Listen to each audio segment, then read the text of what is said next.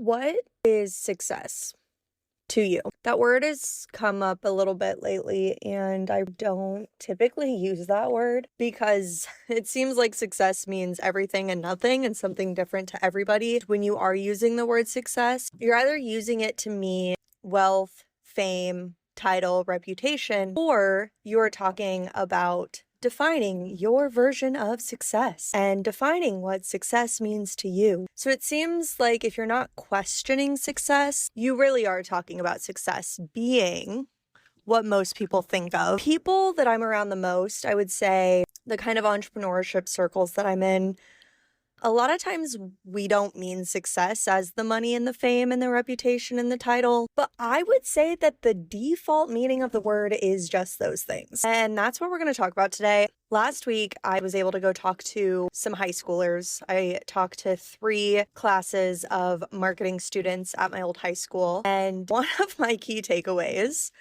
other than the fact that getting drilled with questions by teenagers for 3 hours is exhausting, and how in the world the teachers do it every day, and how in the world teachers remember what they've said in one class and then in class number 2 and have you said it in class number 3, because I could not remember for the life of me. But the real takeaway was I loved how teenagers asked questions that adults wouldn't, partially because of social norms, partially because we stopped being curious about it.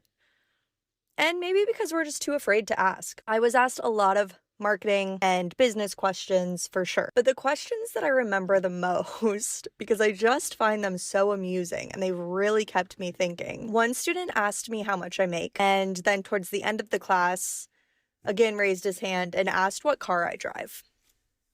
Another student asked me if I've ever been in any legal trouble, and I feel like I really want to go back and hear if they're in legal trouble, because what a funny question. Another student asked me if I needed to make $400 this month, how would I do it? What are some ways to make money? And while I actually want to share my answers with all of you, because I got to be really real with these teens and tell them stuff that maybe I never heard as a teen, right? That adults maybe didn't share with me, or that you hear once in a while, and maybe I did hear it in high school, and that's what nudged me to build a life that I truly love, or work towards building a life that I truly love. But even if a student didn't remember my answer, or if you don't remember what I'm talking about on these podcasts, I like to think that it's a nudge in the direction that you're headed or that you want to head.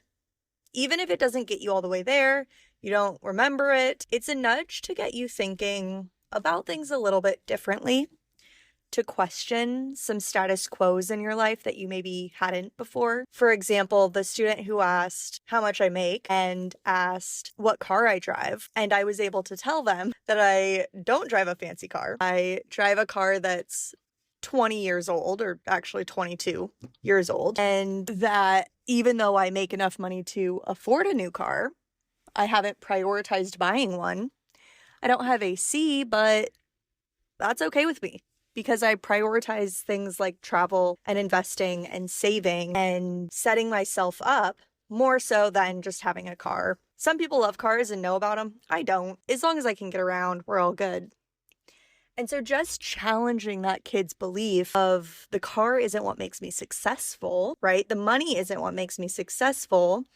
It's what you're choosing to do with it is up to you. Or to the student who asked me how to make $400 this month. And, I understand that sometimes you really do need to make a quick buck, but challenging that idea of, do I focus on making a quick buck today, or do I spend a little bit extra time being strapped and try to strategically find a way to make money, not only this month, but moving forward?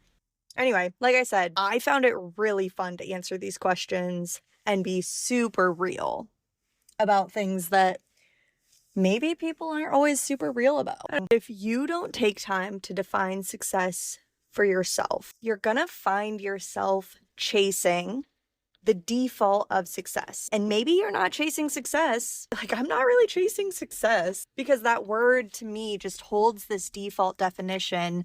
And instead of spending so much time reframing what success means to myself, I'm instead just kind of dropping the word altogether and not really worrying about what success means. But the reason I pushed record on this little thought is that if you are chasing money and reputation and, kind of the things that come to get there, which is productivity, if that's what you're chasing, you are going to keep yourself super busy. You are going to have stuff to do for the rest of your life, and you can keep yourself busy, occupied, productive. If that's what you want, great. Have fun. But the reason we actually talk about success and living a good life is because there is countless stories out there about the people who live on default, chase the default definition of success, the money, the fame, the reputation. They keep themselves busy. Those things are easy to chase. You don't have to stop and think. You just keep doing. You do, and you'll keep yourself busy. But those countless stories tell us that one day you're going to wake up. Maybe it's because you're tired of being busy. Maybe it's because you find there's less time when you look forward than time behind you. Maybe it's because you have a health scare or something happens and you're not able to stay busy anymore. But all these countless stories, something snaps them awake out of living on default, out of chasing default success. And they look back and realize that that default success is not actually as meaningful as it seemed when they were chasing it. So it'll keep you busy and keep you distracted until one day you wake up and you realize that chasing that default definition of success got you that default definition of success and distracted you from how you would define success. Time freedom, financial freedom, time with your family, experiences with your family and friends. So set your own definition of success, or don't, and just chase something else. And go get obsessed.